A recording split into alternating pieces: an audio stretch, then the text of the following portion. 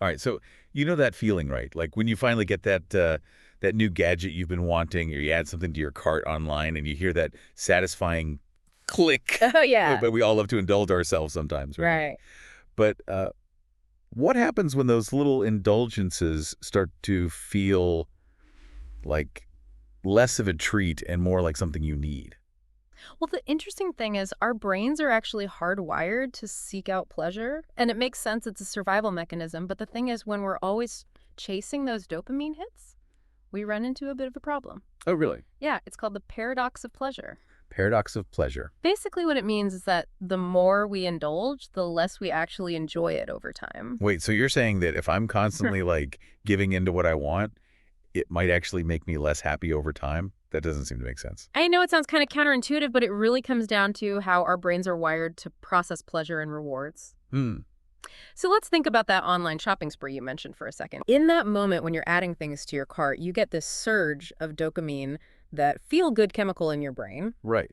But that initial high is usually followed by a crash, and then you're left feeling kind of empty and wanting more. So like a sugar rush. Yeah, You get that burst of energy and then you just crash even harder. exactly. So what's going on in my brain when I get stuck in this cycle of wanting and indulging and then just wanting more and more? Well, there's a part of your brain called the nucleus accumbens, and it's basically the reward center. Okay. And every time you do something pleasurable, this area lights up with activity and releases dopamine. So that's the good stuff. Yeah, but here's the catch. Over time, with repeated exposure, your brain starts to need more and more of that pleasurable activity to get the same level of excitement.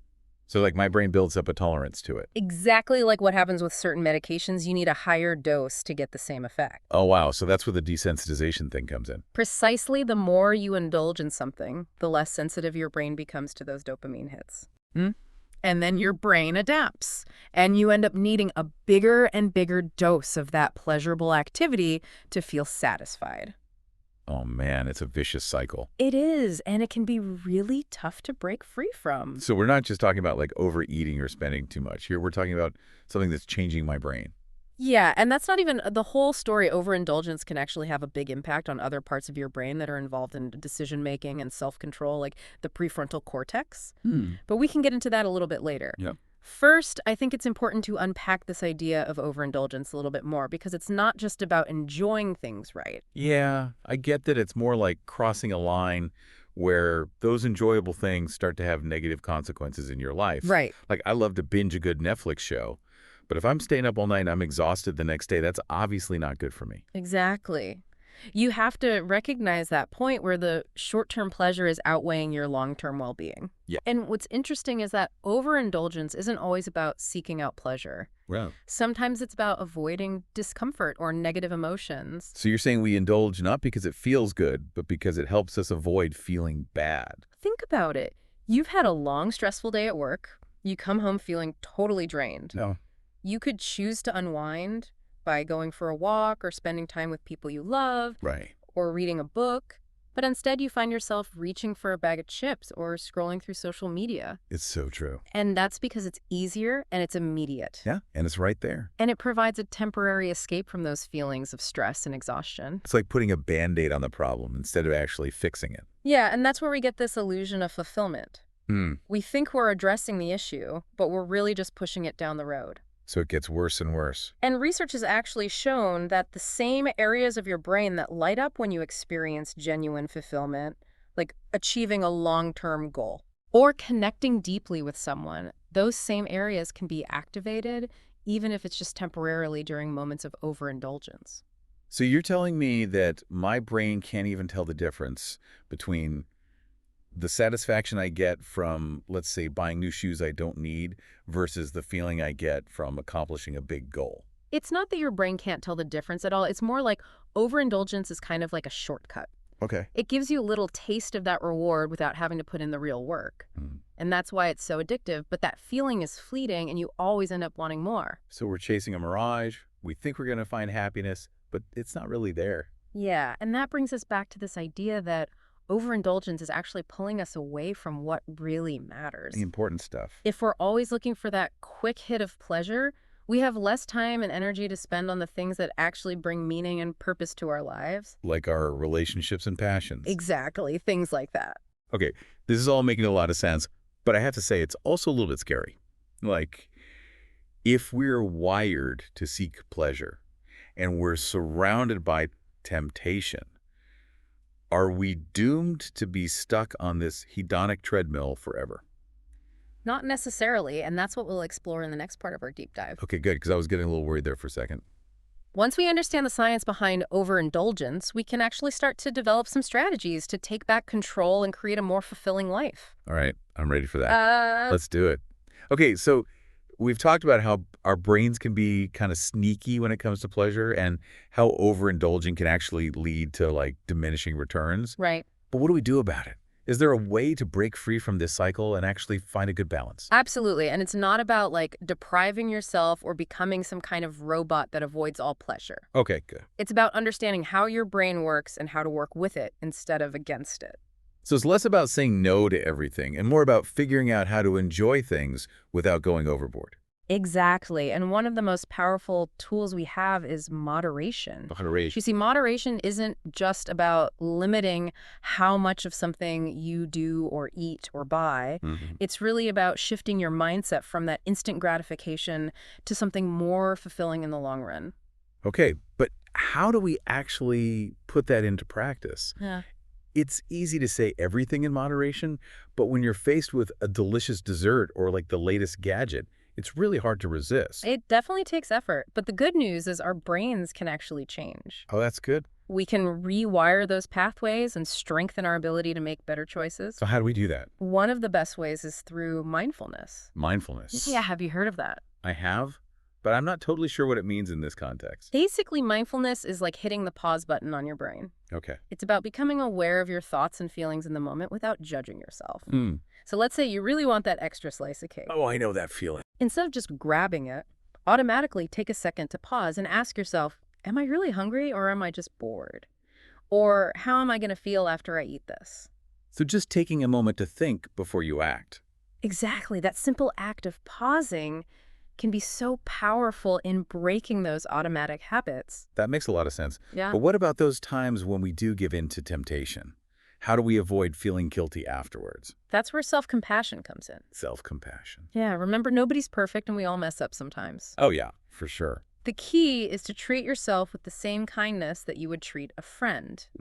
So instead of beating yourself up for eating that extra cookie, just acknowledge that you made a choice and then move on. Like giving yourself permission to be human. Exactly. We all make mistakes. It's how we learn and grow. But what about those deeper triggers that make us overindulge in the first place?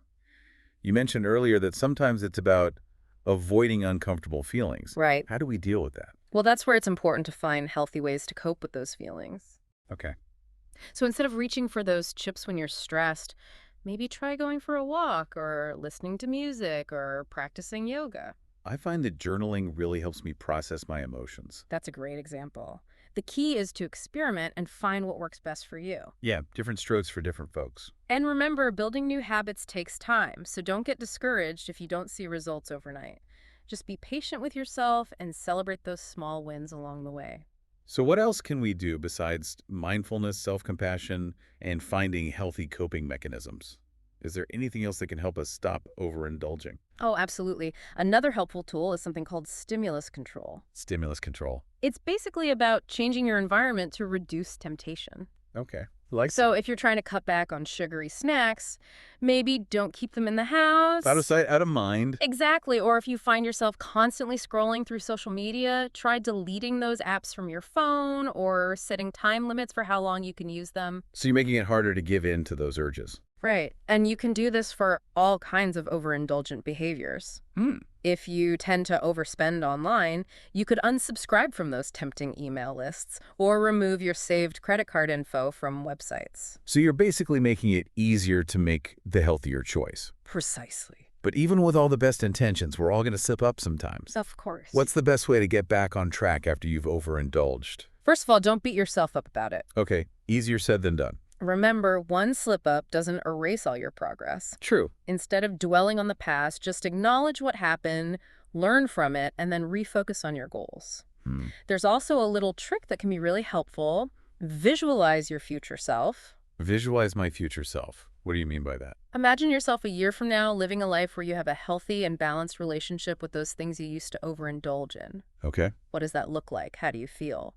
By connecting with that vision, you're tapping into a powerful source of motivation. Yeah, that makes sense. It's like creating a roadmap to guide you back on course. So this journey isn't just about deprivation or self-control. It's about creating a life that truly brings us joy. Exactly. And that brings us to the most important part of all this, prioritizing the things that really matter. Absolutely. What are the things that light you up? What gives you that deep sense of purpose and satisfaction? Hmm. Maybe it's spending quality time with loved ones or pursuing creative hobbies or volunteering in your community. I've noticed that when I focus on those things, I'm less likely to look for fulfillment in those quick hits of pleasure. That's because you're already tapping into something deeper. Yeah, it's like I'm already satisfied. By filling your life with those meaningful activities, you're crowding out the need for those empty indulgences. So we're shifting our focus from seeking pleasure to cultivating meaning. Exactly, and that's a really powerful shift. But how do we actually make that happen in our busy lives? Where do we even start? It starts with figuring out what your values are, what's truly important to you, what kind of person do you want to be. Once you have a clear understanding of your values, you can start making choices that align with them. Okay, so if I value connection, Hmm. I might spend more time with my loved ones or get involved in my community. Exactly. And if you value creativity, you might dedicate more time to your artistic passions. Right. The key is to be intentional with how you spend your time and energy, making sure that your actions match your values. This is starting to feel less like a set of rules Yeah. and more like a journey of self-discovery. It is. It's about understanding yourself better and making choices that support your well-being. So it's all about finding what works for you. Exactly. And remember, it's not about being perfect, it's about progress. Okay, that takes the pressure off. There will be good days and bad days. The important thing is to keep moving forward and keep learning. This has been so insightful. We've covered so much. We have. From how our brains work to the power of mindfulness and the importance of living a meaningful life. Yeah. But before we wrap up, I want to bring it back to those real-life examples we talked about earlier. Yeah. How can someone who struggles with overeating or shopping or binge-watching actually use these strategies to make a real change? Okay, so let's talk about how to actually put all of this into practice. Yeah. Like, say someone's at a buffet and they just can't resist all the delicious food. Yeah. But then they end up feeling super full and uncomfortable afterwards. What can they do? Well, instead of piling up their plate right away, they could try practicing mindful eating. Mindful eating. Yeah, taking smaller portions, savoring each bite, really paying attention to their body's cues. So basically slowing down and really enjoying the experience. Exactly. And they could even try using a smaller plate, which can actually help you feel more satisfied with less food. Really? Yeah, it's a little mind trick. I like it. Another thing that can be really helpful is planning ahead. Okay. Like deciding beforehand how much you want to eat or what specific dishes you're going to choose can really help you stay within your limits. So you're not just overwhelmed by all the options. Exactly. You have a plan and you stick to it. Makes sense. What about someone who's always buying things online, like impulse purchases? Ah, the online shopping struggle. Yeah, they see something on sale and they just can't resist. Well, one strategy that could be really helpful is the 24-hour rule. The 24-hour rule. Yeah, so before buying anything that's not absolutely essential, they wait a full day to see if they still really want it. A lot of times that initial impulse will fade and they'll realize they don't actually need it. It's so true. I've definitely been there. It's all about giving yourself that cooling off period to really think about it. Yeah, and resisting that urge to buy right away. Exactly. You're building up your self-control muscles. Okay, what about our binge-watching friend who starts a new show and then suddenly it's like 3 in the morning? Ah, yeah, that's a classic. How do they break that cycle? Well, setting clear boundaries is really important. Okay. So before they even start watching, they could decide how many episodes they're going to watch per day or per week. So like a limit. Yeah, and instead of just mindlessly clicking next episode, they could try getting up and moving around between episodes. Oh yeah, like stretching or grabbing a glass of water. Exactly, just giving their mind and body a break. That's a good idea. They could also set a specific time limit for their viewing sessions. So they don't just lose track of time. Right, like maybe they decide to only watch for an hour in the evening and then do something else, like reading or spending time with family. So it's about making sure that screen time doesn't take over their whole life. Exactly. These are all really great tips. And remember, these are just a few examples. Everyone's different. Mm-hmm. The key is to try different things and see what works best for you. It's all about Finding what works for you. It's a journey of self-discovery. Wow. This has been such an eye-opening deep dive. It has. We've learned so much about how our brains work and how to break free from those unhealthy habits. And it's not about being perfect. It's about making conscious choices and celebrating those small wins. Exactly, and being kind to ourselves along the way. It's all about finding that balance so we can enjoy the good things in life without letting them control us. As we wrap up today, I want to leave you with this. What's one small step you can take today to create a more balanced and fulfilling relationship with the things you love? Think about it, and until next time, keep exploring and keep diving deep.